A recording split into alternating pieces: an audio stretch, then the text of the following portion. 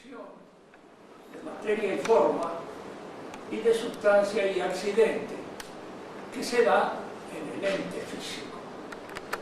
El ente que es el punto de partida de todo nuestro conocimiento. Ahora vamos a tratar de comprender dos problemas que surgen de este análisis. Los dos problemas son estos: cómo se explica la composición que constituye el ente físico al mismo tiempo que este ente físico es uno, tiene unidad, no son dos cosas, es una sola realidad. ¿De qué modo se puede dar una composición que no afecta la unidad del ente? Primer problema. Y el segundo problema que vamos a tratar de analizar hoy surge de si esta composición del ente, estos coprincipios que lo constituyen, son estáticos o son dinámicos. Es decir, son coprincipios de una constitución estable que no obra, o son coprincipios que al mismo tiempo son causas y que estas causas se implican mutuamente. Causas son indicem causa, dice el dicho escolástico. Traducido significa que las causas se causan recíprocamente, que son una y la otra se concausan. Empecemos por la primera dificultad. Esta primera dificultad que consiste en ver cómo los coprincipios pueden estar constituidos de tal modo que no destruyan la unidad del ente.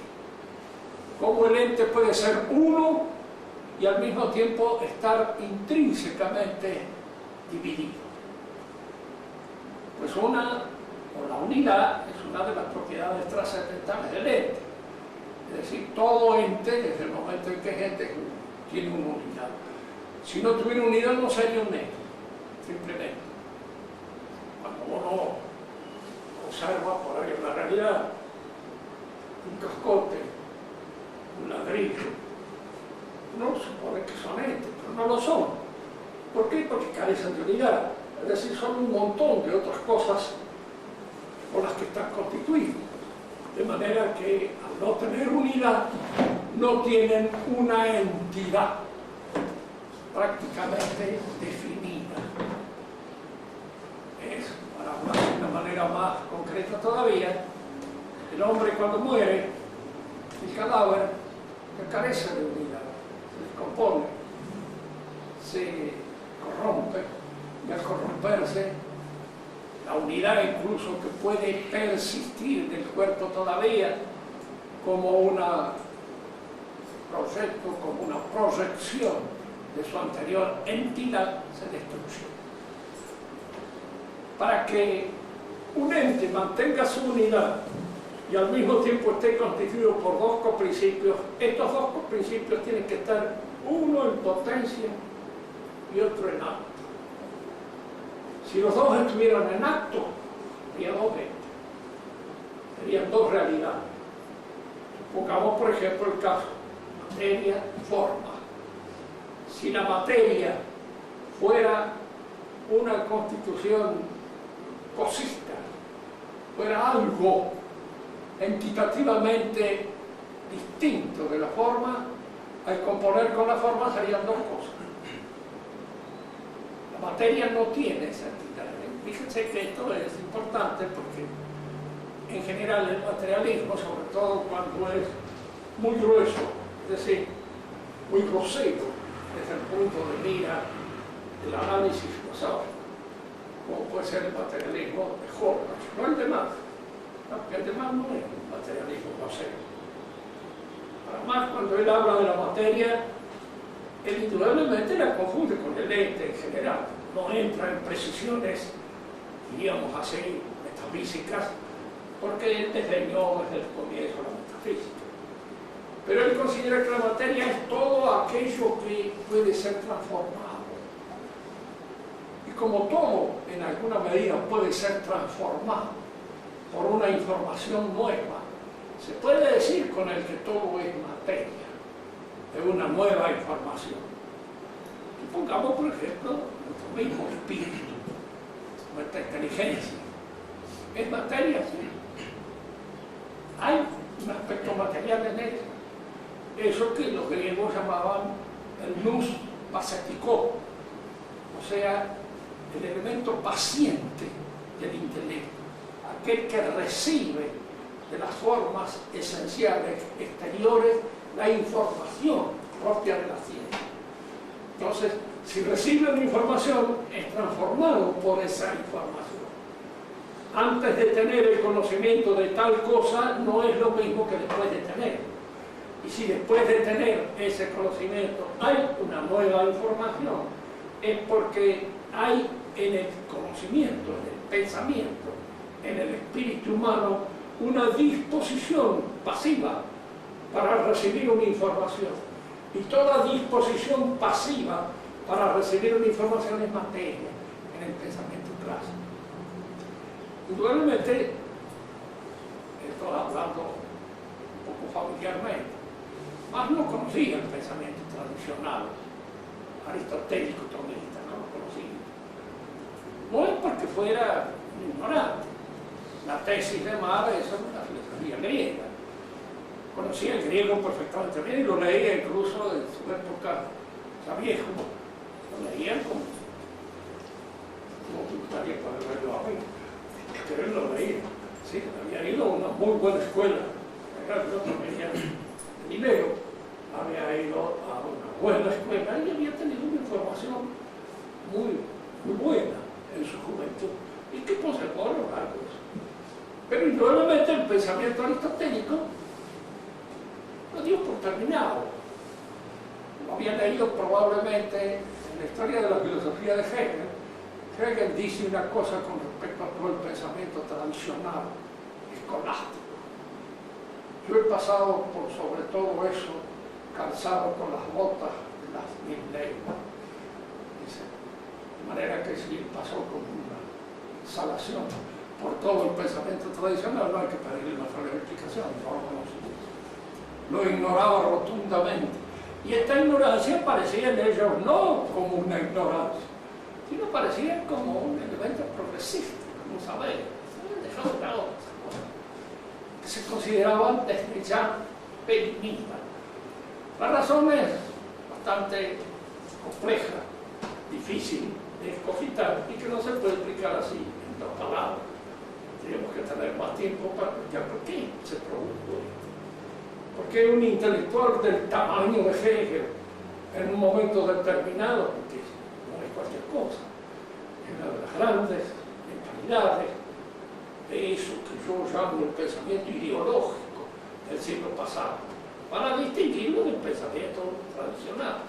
Es otra cosa, pero no es una cosa, diríamos así, a la cual se puede tildar pura y simplemente de haber ignorado totalmente la historia de la filosofía. Él escribió una historia de la filosofía, de manera que debió haber estudiado, debió haber pensado en eso, pero indudablemente él daba por terminadas ciertas actitudes, ciertas formas de encarar la realidad que no estaban tan prescriptadas como él pensaba, ni que habían sido ya completamente dejadas de lado a partir de Descartes.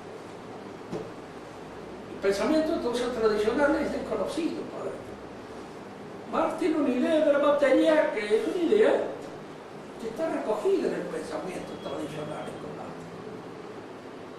El escolástico le diría sí, usted tiene razón en la medida de que todo puede ser objeto de una transformación o de un cambio.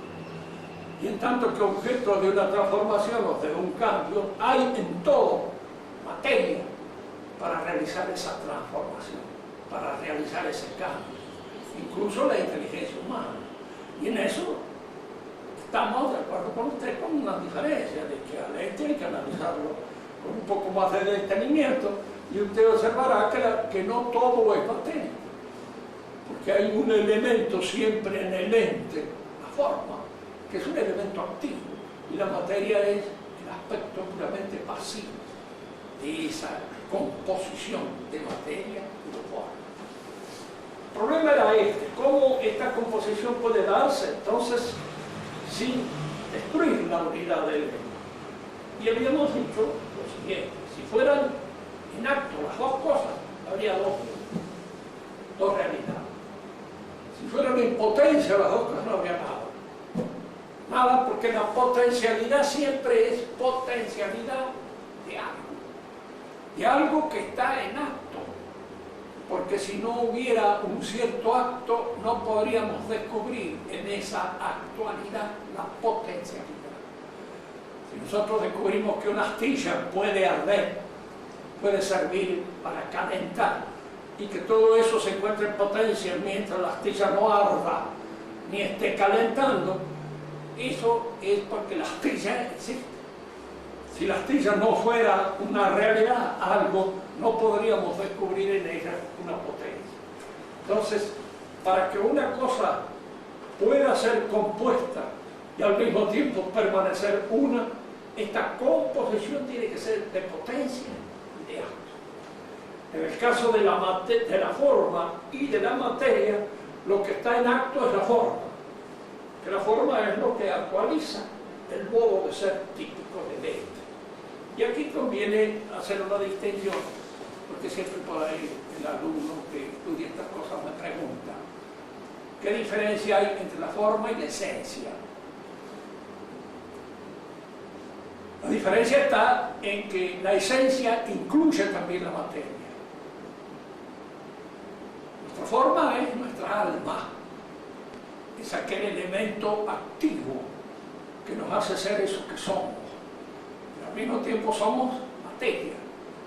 Estamos constituidos por una corporalidad material y al mismo tiempo hay en nosotros elementos materiales que a su vez explican ciertas actividades o ciertas pasiones o ciertos inconvenientes o accidentes recibidos por nosotros.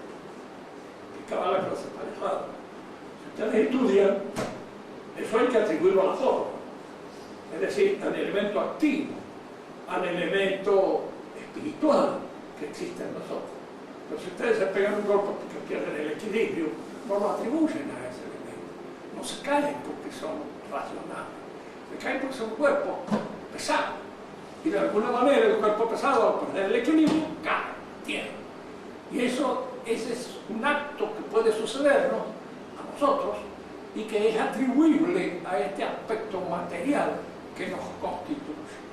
La forma es el aspecto que nos hace ser eso que efectivamente somos y aquello de lo cual somos efectivamente responsables. La esencia es todo, materia y forma.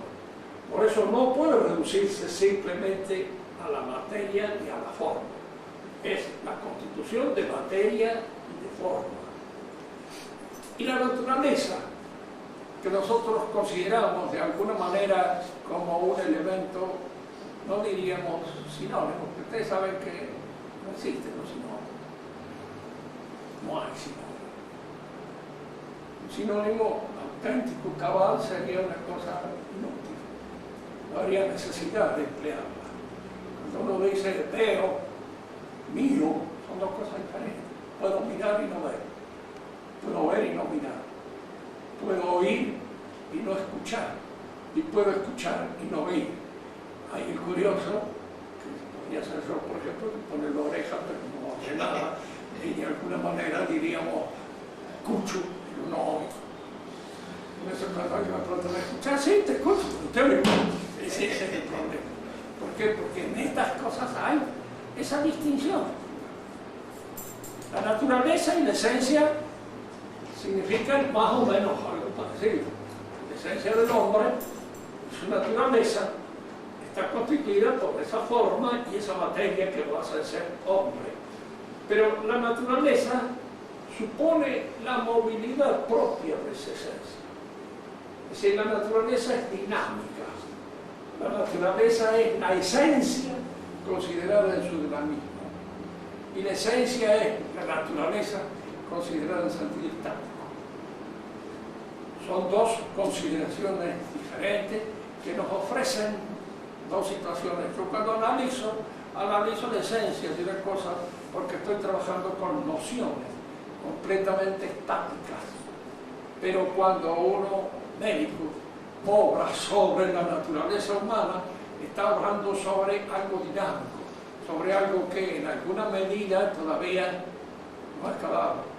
Y obra en la medida en que este ser humano es capaz de autodefensa, es capaz de movimientos que puedan llevar nuevamente a la salud. Y eso constituye su naturaleza. Materia y forma entonces están en la misma línea del acto y la potencia. Materia es potencial, no es una cosa. Nosotros tenemos la tendencia de cosificar la materia, de creer que la materia es una cosa. No es una cosa, es un principio, un coprincipio. Y este coprincipio es pasivo, por eso está en potencia, con respecto a la forma que es un coprincipio activo. Es un coprincipio que obra, que actúa de una cierta manera, con una cierta naturalidad, entendiendo aquí por naturaleza ese trabajo, esa actividad propia de esta forma esencial.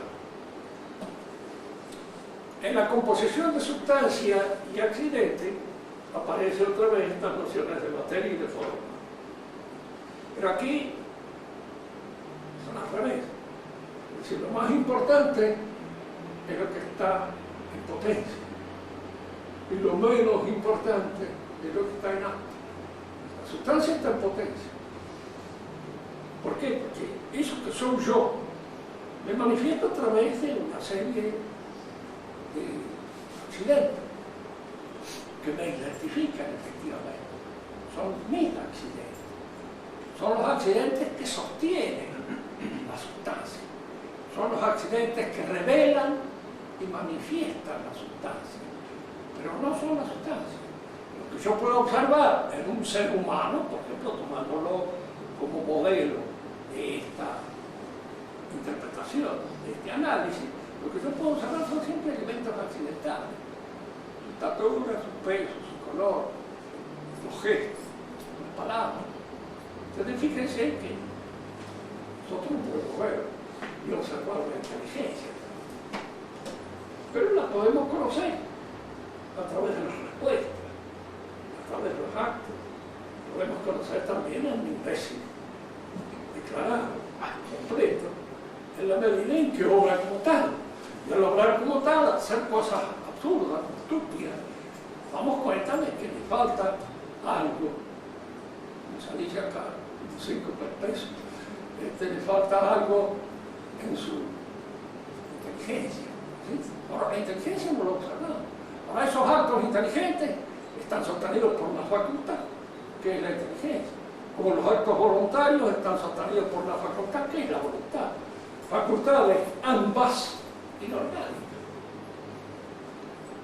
No son orgánicas. La facultad aprehensiva de la mano es una facultad orgánica. Yo tomo esto con la mano, lo manejo, puedo. Con mi voluntad no puedo tomar nada. Puedo aprender algo con mi voluntad. Y sin embargo, obro voluntariamente cuando de alguna manera impongo mi voluntad. Es decir, la voluntad es el movimiento, la fuerza, la energía que dispone el espíritu. Y siempre está obrando de conformidad con aquello, con aquel bien que le señala el entendimiento. Por eso la relación entre voluntad y entendimiento, entre entendimiento y amor, la voluntad es el amor. ¿Sí? El amor, auténticamente y cabalmente, es la voluntad. Lo más serían deseos, movimientos que nacen, diríamos así, de psiquismo inferior, pero no que nacen de este movimiento puro y espíritu. Podemos atribuir a Dios la voluntad, el amor y la inteligencia, Y en Dios la inteligencia prima siempre sobre la voluntad, igual que en nosotros. Acá hay a veces algunas discusiones en torno a cuál es primero, cuál es más importante. Fíjense que estos dos movimientos, el inteligente y el voluntario, son, digamos así, sinérgicos. Obran en conjunto. Pero el que señala el objetivo, el que señala el propósito para que la voluntad se ordene, es precisamente la inteligencia. Y el bien señalado por la inteligencia. Viene esto porque en el mundo moderno comienza a veces como ciertos errores teológicos cometidos por los teólogos de la escolástica decadente. Los teólogos de la escolástica decadente, cuando hablan de Dios o especulan en torno a Dios, ponen la voluntad de Dios sobre la inteligencia. Y de aquí se extraen una serie de consecuencias que son de todos puntos de vista detestables y que con el correr del tiempo van a llegar a ser abominables. Por ejemplo, en el mahometanismo, en el Corán, Dios es voluntad. Yo no les podría decir, no hay nada que se oponga a la voluntad de Dios. Dios puede hacer un círculo cuadrado para los musulmanes, sí, puede ser. Entonces puede decir, este señor es estúpido. Puede hacer cosas estúpidas, sin sentido, sin la explicación de la inteligencia. Fíjense que te deja poner la voluntad sobre la inteligencia, pueden hacer del mundo un caos, desorden. Se salva el que Dios quiere. Y Dios en ese sentido obra con una voluntad omnívora, en un sentido absolutamente dictatorial y tiránico, para decirlo en términos más modernos, en el gusto más de nuestra afectividad. Es decir, uno puede decir, no es que Dios tenga su voluntad limitada por la inteligencia, no hay límite. Porque ahí es una voluntad esclarecida por la inteligencia. Es una voluntad omnisciente, es una voluntad inteligente, no es una voluntad imbécil. Dios no puede querer cosas absurdas. ¿Por qué? Porque iría contra la inteligencia misma divina. La inteligencia divina siempre obra de una manera conforme a su sabiduría, conforme a su omnisciencia, de manera que su omnipotencia está iluminada por su omnisciencia. Y no es una cosa que sí, Dios puede hacer que un pecado no sea pecado. Pecado es un pecado. Nadie puede dejar que sea eso que es.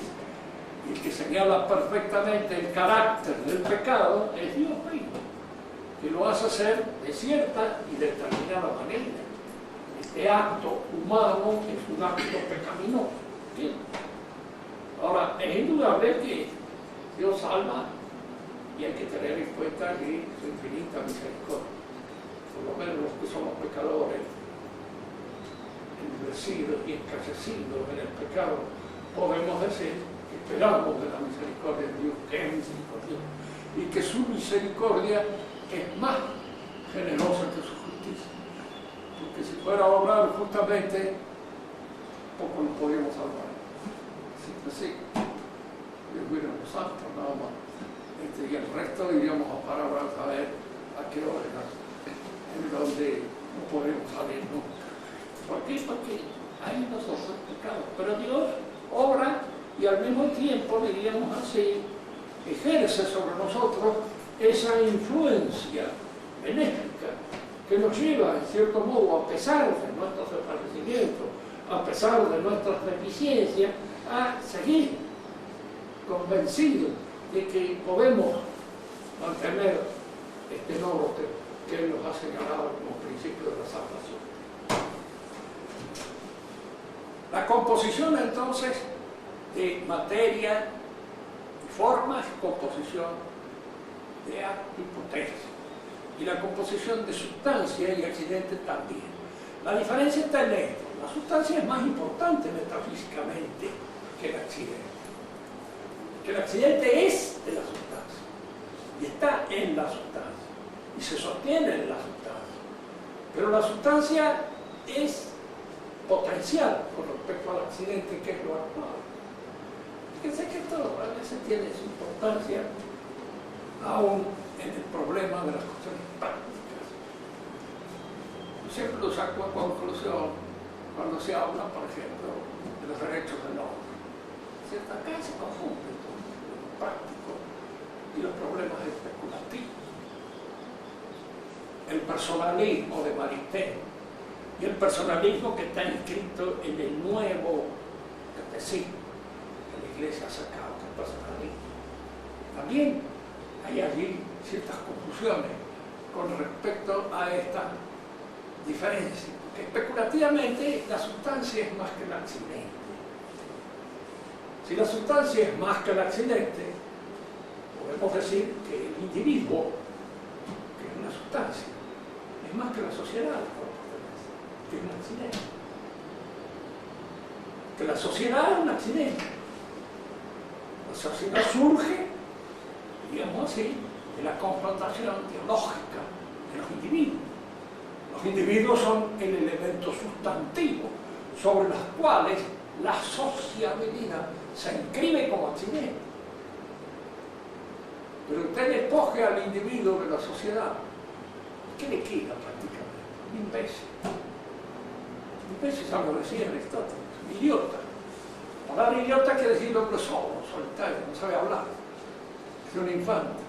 ¿Por qué no sabe hablar? Porque no está en composición con los demás, no entra en relación con los demás. Entonces, esto que desde un punto de mira es superior, desde otro punto de mira es inferior. Si nosotros consideramos pura y exclusivamente desde un punto de mira especulativo, teórico, la sustancia es más importante que el accidente, luego el hombre, la persona, es más importante que la sociedad, está por encima de la sociedad. ¿Por qué? Porque la sociedad es un accidente práctico que hace y constituye y actualiza las posibilidades puramente virtuales de esa sustancia que es el hombre. ¿En dónde adquiere el hombre sus derechos? En la sociedad. Al inscribirse en la sociedad, al entrar en composición con ella. Y entonces es en ese movimiento dialógico de perfección donde a medida en que va alcanzando perfecciones va adquiriendo sus derechos. Los dos caballeros que están ahí tienen el derecho de ejercer la medicina y los otros. ¿Por qué? No habrían los derechos del hombre. Todo hombre tiene derecho a ser médico. Todo hombre tiene derecho a ser abogado. Todo hombre tiene derecho. No. Sí, especulativamente sí, porque en potencia cualquier hombre podría ser médico, podría ser abogado, podría ser sí. Pero en concreto no. Cuando se actualizan sus posibilidades, esas posibilidades son aquellas que de alguna manera se adquiere en este movimiento perfectivo que se da en relación con nosotros en el orden social. Y es allí donde se adquieren los derechos. Ay, tiene que le sacan. Todo hombre tiene derecho a una casa limpia, linda, sana, es cierto. Hay que conseguirlo. Si dijéramos nosotros, hombre tiene derecho a una mujer linda, limpia, sana también. No, ¿por qué no? Pero hay que conseguir. Es decir, no es cuestión de dejarle la pata como una gallina y decir, bueno, esta es la que yo elijo. Dice, no, bueno, hay una conquista, hay una posibilidad de actuación, que no todos están en condiciones de hacer. Yo creo que no están en condiciones de hacer, ¿qué hacen? No consiguen una casa, no consiguen una mujer, no consiguen ni una vaca empantanada, de manera tal de que podríamos hablar de estos pobres tipos que se sienten estafados, porque obviamente la gente le hace ver los derechos del hombre, los derechos del hombre está hecho. A mí me han robado la casa, me la ha robado este que tiene una linda casa me ha robado la mía, este que tiene una linda señora me ha robado la que yo tenía que necesitar, pero... Y entra, diríamos así, toda esa envidia que surge de estas proclamaciones imbéciles, que se dan en la sociedad. Y que son, claro, y que son imbéciles. Pero lo curioso del caso es cuando uno ve que aún en el magisterio de la Iglesia se aceptan esas estupideces. Cuando se han combatido siempre, y se han combatido, ¿por qué? No por sino porque son idiotas. Y eso es lo que se ha dicho, no, esto existe, esto es absurdo, esto es una cosa estúpida. Y con esto no hacemos nada más que alentar un montón de envidia que van a significar siempre un inconveniente en el orden social, como consecuencia de esto. Está bien ser generoso en todo lo que se quiera, pero no hay que dar más por una cosa de lo que ella realmente vale. Claro, porque esto es feo. Uno podría decir, por ejemplo, así, compasión por los humildes, por los tipos, todo eso está bien. Bien, pero no puede usted decir, mire, vea, los humildes son los más inteligentes. La sociedad hay un grupo inteligente, que son los que hay que consultar cuando uno tiene que saber algo acerca de una realidad determinada. No se consulta los que conocen, a los que han estudiado, a los que de alguna manera significa eso. Porque se consulta al sacerdote, que estudia teología. Consulto a él. No lo voy a consultar a Maradona, pero ahora lo consulta precisamente a Maradona. Él es el que puede hablar sobre la iglesia y él es el que puede hablar sobre un montón de cosas más, para lo cual ni está preparado. Bien. Decimos entonces que el accidente es el acto y es el que actualiza las virtualidades propias que se dan en la sustancia. Sin estos accidentes, la sustancia no sería nada más que un proceso, algo en potencia, algo que no es todavía, porque cuando es y se manifiesta en los accidentes. Y la sociedad es un accidente, la gracia es un accidente. Bien, sí tiene importancia, pero es accidental. ¿Por qué? Porque no nace como resultado de nuestra naturaleza, ni surge, sino que Dios la exprime, nos la da, y nos la da como un accidente que en alguna medida va auspiciando ese esfuerzo de transfiguración al que nosotros debemos dar en nuestra vida. Difícil, porque a veces no lo veis en las cosas. A mí me resulta fácil pensarlo, pero no hacerlo. Es decir, cuando llega la posibilidad de la acción, así es donde empiezo a sentir que regueo de las dos patas y posiblemente me manqueo las dos manos, porque no tengo esa plenitud ni esa capacidad de fe que suele tener el hombre que es santo. Al leer la vida de Charles de Foucault o al leer la vida de algún otro de esos hombres que han tenido una santidad clara, precisa, en nuestra época. ¿Por qué digo claro y preciso? Porque hay algunos que no lo saben. No sucede esto, que a veces la geografía de los santos parten de un tipo que parece estar hecho para ser santo desde el comienzo. Y entonces a veces se olvidan de que no, en las auténticas biografías el santo es visto como un hombre que llega a la santidad a través de un esfuerzo que a veces es robado. Uno piensa en San Agustín, que ha escrito sus confesiones de una manera clara. Hay todos los esfuerzos que tuvo que hacer para alcanzar la santidad. Y si uno le hubiera preguntado a San Agustín en un momento determinado, diría, no esté satisfecho, le falta mucho para expresar. ¿Por qué? Porque esa es la impresión que uno tiene. Es que está luchando contra las dificultades de su propia realidad, el que las conoce, el que las mide, el que las aprecia y el que las siente de alguna manera como pesos que se dan en contra de él. Y esto es una siente. Los demás pueden decir, qué linda vida, la sucia, pero yo no siente nada, no tanto como usted cree. Yo a veces pienso en lo que me cuesta alcanzar cierta decencia, aunque me cuesta alcanzar. De otro modo, y las tentaciones que a uno convierten en una especie de vaivén de cosas a veces feas. Vamos entonces en este asunto. La sustancia es metafísicamente considerada más que el accidente, pero la sustancia se realiza a través de los accidentes, y es en los accidentes como nosotros medimos el valor de la sustancia, porque es a través de los actos inteligentes como se mide el valor de una inteligencia. No podemos decir, este es muy inteligente, pero nunca ha hecho nada. Pues indudablemente si no ha hecho nada, como decía Don Quijote, nadie es más que otro, si no hace más, pero si hace más es más. Se acabó. Entonces, en eso es donde está determinado con esa sabiduría propia del Quijote lo que es el valor de aquel que se distingue y que se exige más que nosotros, y que porque se exige más hace más en un momento determinado. Bien. La sustancia entonces es, desde un punto de vista metafísico, está en potencia próxima de actos. ¿Por qué se dice potencia próxima de actos? Porque es lo que sostiene los actos accidentales que la manifiestan, la expresan. Ella se sostiene de ello, está en el fundamento de todo ello.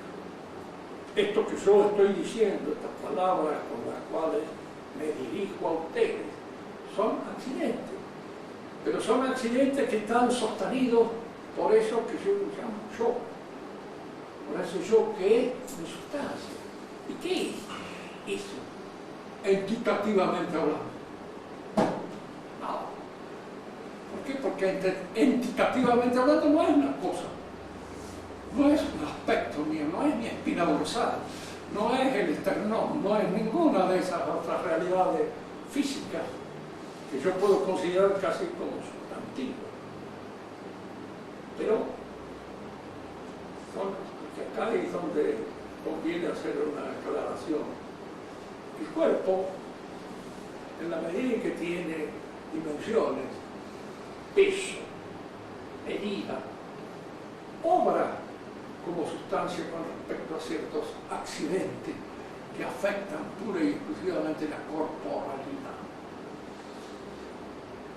La medida, las dimensiones, el peso, todas esas cosas que pueden ser matemáticamente considerados son, diríamos así, accidentes propios de la corporalidad. Cuando la física moderna empieza a convertirse en física matemática, reemplaza la idea de sustancia en el sentido tradicional del término por esta idea de esta especie de sustancialidad del cuerpo. No es porque el cuerpo no cumpla funciones sustantivas con respecto a esos accidentes que corresponden. Cuando mido o peso, es un cuerpo, y es el cuerpo el que responde de esos accidentes que yo descubro, sus medidas, peso, la velocidad, etcétera, etcétera, que puedo yo encontrar en él. Y por eso el cuerpo en un momento determinado puede convertirse en un sustituto de la sustancia, sobre todo para todos aquellos aspectos cuantitativos que son capaces de ser medidos, pero no para los aspectos cualitativos, porque los aspectos cualitativos escapan a esta mensuración y escapan por ende a esta referencia pura y exclusiva a la corporalidad.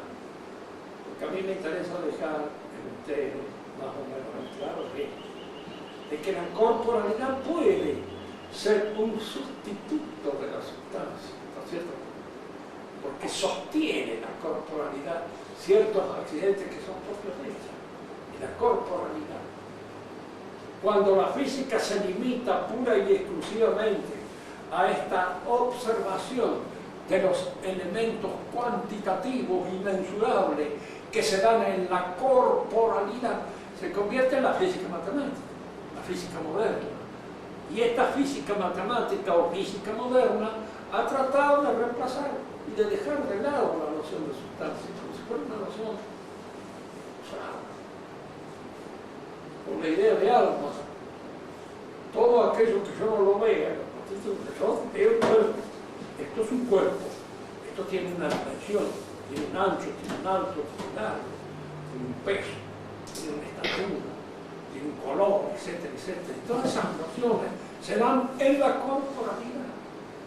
Pero al mismo tiempo, diríamos, hay en él algo que escapa a la pura noción matemática y cuantitativa.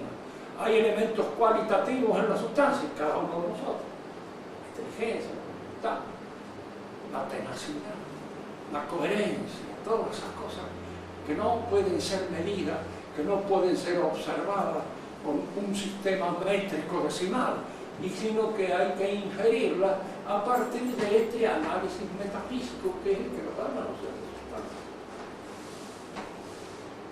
Se lo quiero llevar poco a poco. El mundo moderno es un mundo que indudablemente ha progresado muchas cosas. Un hombre de mi edad en la Edad Media hace tiempo que estaba fiando. Alienor de Aquitania vivió 82 años, parece que batió un récord. Era una de las viejas más contraviejas que existían en esa época. Hoy día la medicina nos permite sostenernos más tiempo. Yo tengo 3 o 4 operaciones que si no las hubiera tenido estaría muerto, con toda tranquilidad. De manera que las tengo gracias a las intervenciones quirúrgicas que ha habido, y que son las que me han permitido seguir viviendo y llegar a una edad avanzada, que no es ninguna carga. Porque recién tenía un amigo mío que tenía más de 90 años, le digo, ¿cómo se siente? Un fantasma. Todos los que se querían muertos. Estoy solo desde el mundo y me encuentro y dice, también se seguía aguantando. Dice, pero no, como diciendo, mire, Dios nos da esta posibilidad, pero no hay ningún beneficio. Al contrario, muchas veces es una cosa. Los antiguos decían algo que hagamos, por supuesto, los cristianos. Pronto muere el amor de Dios. Y no estamos del todo equivocados en este sentido, de que morir pronto es, de alguna manera, el evitarse muchas cosas que uno no se las evita como consecuencia precisamente de vivir demasiado tiempo. Bien. Hemos entrado entonces en este aspecto en la relación de la sustancia. La idea de sustancia, en el sentido metafísico del término, es una idea que el mundo moderno ha renunciado, como muchas otras. Diríamos así, por esa especie de afán de simplificación.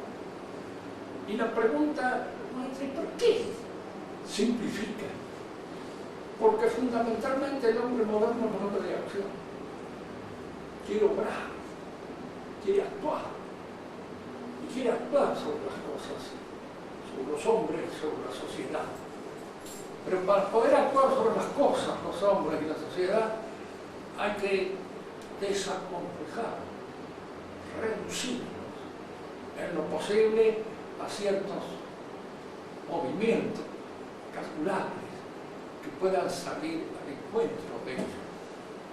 Por eso, por ejemplo, existe una de las recurrencias del pensamiento moderno, de toda la sociedad moderna, no solamente de los comunistas, sino también de la sociedad comunista, el miedo, el terror que se produce la gente. Y uno me dice, ¿miedo de qué? Eso es lo argentino, que estamos bajo la administración radical. ¿Quién es el que, sabiendo que los radicales nos administran, no tiene miedo? Van a saber qué es lo que se les puede ocurrir mañana a estos tarados y que nos provoquen un desastre desde todo punto de vista. Asusta. Y el hombre asustado, indudablemente, si se asusta mucho, pierde un poco el control de sus cosas. Y al perder el control deja de ser un hombre libre. Se convierte en un manojo de nervios a los que no es difícil manejar, haciéndole ver esto, lo otro, lo demás allá, atrayéndolo por medio de las motivaciones de sus movimientos sensibles. Es una forma de dominar. En la sociedad de consumo lo dominan al hombre por su capacidad de consumir. Hay que comprar nuevas cosas, hay que tener nuevos aparatos, hay que tener nuevas, hay que tener la heladera, hay que tener esto, hay que tener aquello, y usted vive trabajando para tener todas esas cosas. en un momento determinado se nos van poniendo a través de los ojos, de la propaganda entera, constante, que van realizando sobre nosotros y nos van despojando de nuestra personalidad. Nos van convirtiendo, diríamos así, en esa cosa dúctil que maneja la publicidad y la propaganda, formando eso que hoy se llama el pensamiento uniforme. Pensar como todo el mundo, de acuerdo con los eslóganos y de acuerdo con los santo y seña que se imparte a través de la propaganda. Porque así, hoy día para las chicas, conservarse decente, ya es una faena. Que la mayor parte de las chicas que se encuentran hoy en un mundo en el cual ya la decencia es casi la ridícula. No es una cosa así de ridícula. O sea, chulo, que todavía estás en eso. No te da vergüenza, estás grandota. Y todavía con una serie de, diríamos, de santos y señas así completamente anacrónicos, que ya no se van más. Y esto, claro, influye. Es el pensamiento que se va imponiendo a través de la multitud. La Biblia misma nos aconseja en un momento determinado huir del pensamiento multitudinario, el pensamiento de la multitud. Se hace cada uno en la vida. Yo hago esto porque yo pienso que esto debe ser así. Nada más. Simplemente conservo aquellas cosas que de alguna manera constituyen ese ámbito de una personalidad que escapa a lo que podríamos llamar el arquetipo. El arquetipo siempre es una cosa perfecta, ¿sí? Un tipo medio, un tipo común, hecho por la propaganda, hecho por los santos y señas, que responde a esas figuras impuestas por la moda, impuesta por la manera de pensar colectiva. Y a eso se tiende de una manera desfasada. Por eso el pensamiento moderno en general es reductor, porque al reducir domina más fácilmente. Porque, por ejemplo, en nuestro país se lo va destruyendo poco a poco la clase media. Y porque la clase media es la más difícil a veces de manejar, si tiene cierta independencia económica. En cambio, el proletariado no tiene independencia económica. Es el que depende del sueldo. Y al depender del sueldo está dependiendo de aquello que de alguna manera maneja. Y no le digo, por ejemplo, el hombre que ya ha alcanzado mucho dinero, ese depende también de todo, fluctuaciones de la bolsa, de manera que está más agarrado. Y tiene que obedecer más a las consignas que él mismo sostiene e inventa. Es maravilla. Pensaba a veces cuando llegaba la Revolución Francesa, un tipo, por ejemplo, como Mirabeau, muy inteligente, pero se había hecho tribuno de la plebe. Y como tribuno de la plebe estaba obligado a decir ciertas cosas que si fuera íntimo no las pensaba. Y estaba de acuerdo con ella. Recuerdo que una de las cosas que tuve que decir en un discurso es que un montón de muchachones habían entrado en la casa de los duques de Castro, habían sacado todos los muebles, habían tirado todo el diablo, incluso el retrato del rey y todo. Y no habían tirado a una vieja que había ido, que la vieja se había mandado a cambiar hacia un rato más. O sea, Mirabeau tenía que mantener la ficción, porque él era realista, pero quería que el rey fuera popular. Entonces dice esa muchedumbre, dice enojada, que entró en la casa de los príncipes y tal, tiró por la ventana todo menos el retrato del rey. Mentira, que no había tirado por la ventana. Por eso lo dijo después, en un grupo de amigos. Dice, no, que tiraron todo, ya. Y este imbécil de la flaqueta, el cual él tenía, con un montón de gente, no fue capaz de pegarle una paliza a todas las 30 torrantes que estaban. Pero eran 30 torrantes en el pensamiento con los amigos, y era el pueblo en el pensamiento como tribuno. O decir, como tribuno tenía que macanear. Y era hijo, y en alguna medida, diríamos así, esclavo de su macaneo, porque eso era lo que le daba importancia dentro de la muchedumbre de los cuales manejaba. De manera que este que ponía en movimiento todas esas cosas estaba a su vez movido por esos mismos elementos que él ponía en movimiento. Él era un esclavizador esclavo, y de eso está lleno en este mundo. Sobre todo aquellos que creen que lo manejan y en realidad son tan víctimas de las cosas que ellos inventan casi como nosotros. Porque con estas cosas, un hombre pone una empresa es de él, pero llega un momento determinado que la empresa lo absorbe y se lo traga. ¿Por qué? Porque no puede hacer otras cosas. Funde la empresa o sigue dándole a la empresa la posibilidad de sostenerse.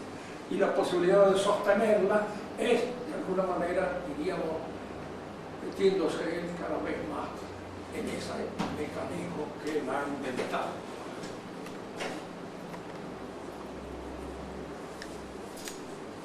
¿Alguna pregunta? Doctor Becerra. Qué lástima que se acabe nada más.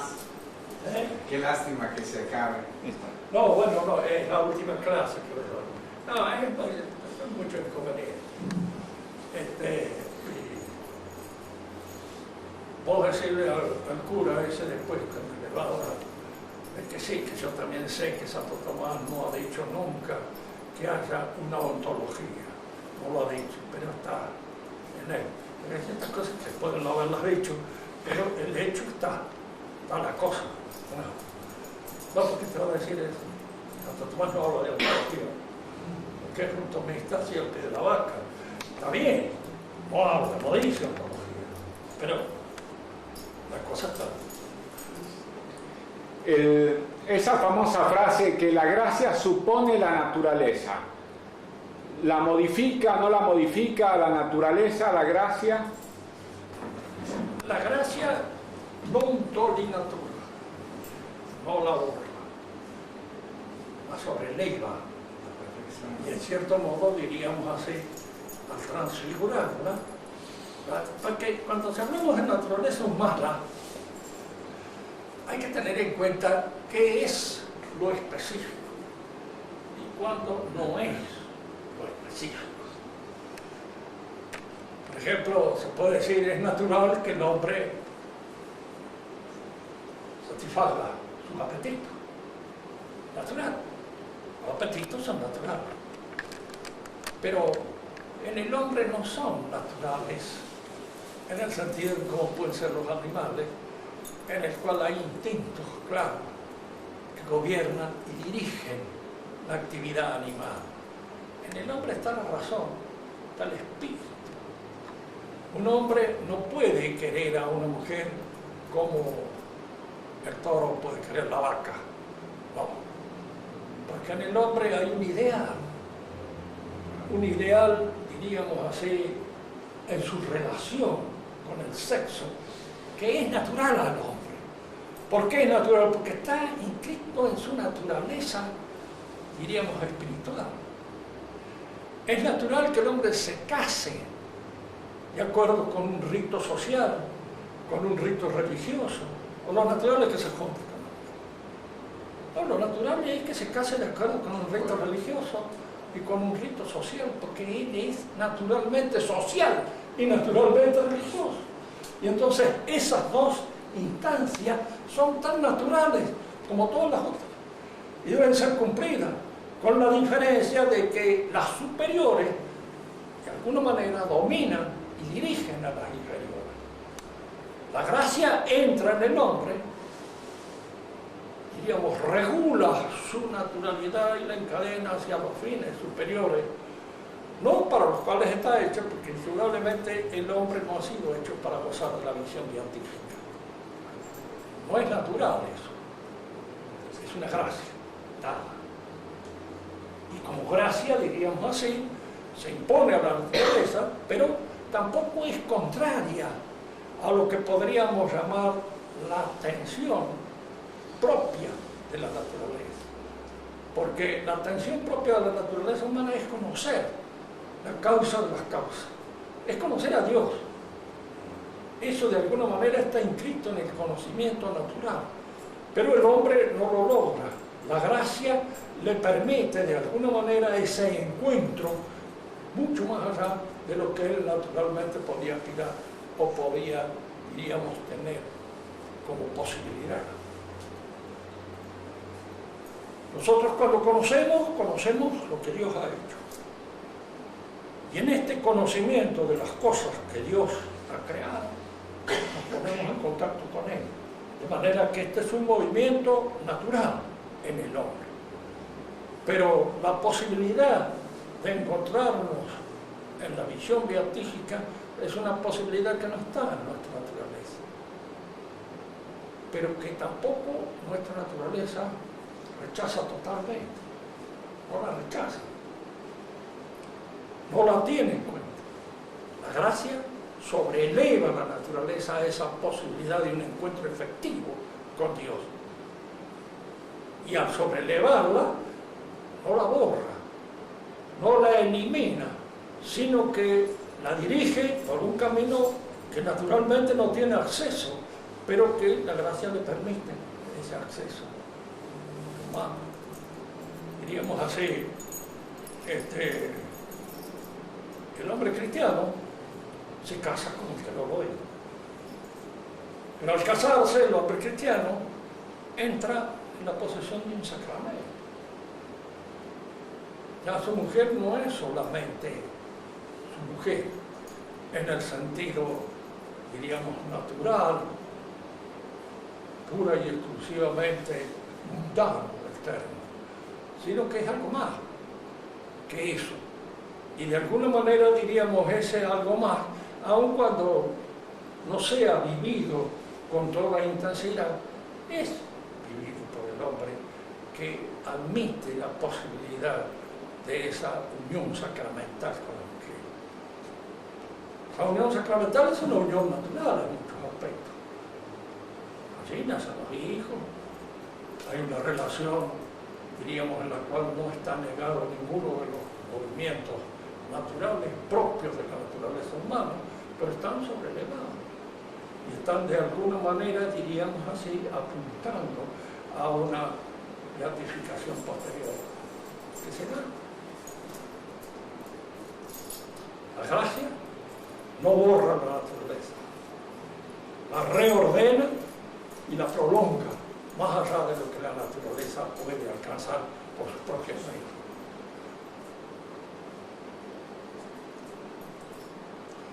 Yo naturalmente de Dios puedo conocer, puedo saber que Dios existe. Eso no es solamente objeto de fe, es objeto también de razón. La razón me permite indicar eso. Pero que Dios me quiere a mí personalmente, eso es una cosa que se usa por fe. No lo puedo saber, por no sé. Pero que sí. Pero no lo puedo saber, y que tiene alguna preocupación. El ángel de la guardia, cuando me decía, son una verdad de fe. No se puede negar que hace un ángel de la guardia para cada uno de nosotros. Negarlo sería ir contra la fe. Ahora, ¿lo hemos visto alguna vez? Hemos estado en contacto con él. Yo una sola vez creo que lo sentí un poco, pero me parece que es imaginación mía. Una vez que veníamos con un amigo y habíamos tomado unos tragos bastante de más y veníamos a 150 kilómetros en una bicicleta y agarramos un chancho en el camino. Volando. Yo en el aire sentí que alguien me sostenía, porque después aterricé en un pantano que había a la orilla del camino, como una lancha montada, y me quedó un botón en el saco de cuero que llevaba, pero no me lastimó nada, como si no me hubiera caído. Salí y el otro se había roto el hombro, pero veníamos. Yo calculo que ahí el ángel actuó, pero no estoy muy seguro tampoco. No lo puede demostrar. Por si acaso le rezo, sí. Muchos cortes no me da, conozco, pero sí, está. Será culpa mía. Bueno, entonces dejamos esto para otro tiempo. Y va a decirle al cura, sí, que yo sé, quizás Tomás no ha dicho, pero que está implícito. Y hay muchas cosas que también para él pueden decir, no está en las escrituras de que la Virgen María haya sido concebida sin pecado. Pero, digamos, los teólogos sacan de las verdades reveladas esta otra verdad que surge como un elemento que se encuentra implícito. También en el pensamiento tomista existen muchas cosas que Santo Tomás no ha dicho. Es el método del que es bueno. Entonces, podría en forma articular, visitarlo y platicar de estas cosas más frecuentemente, ya que no puede venir, yo puedo ir.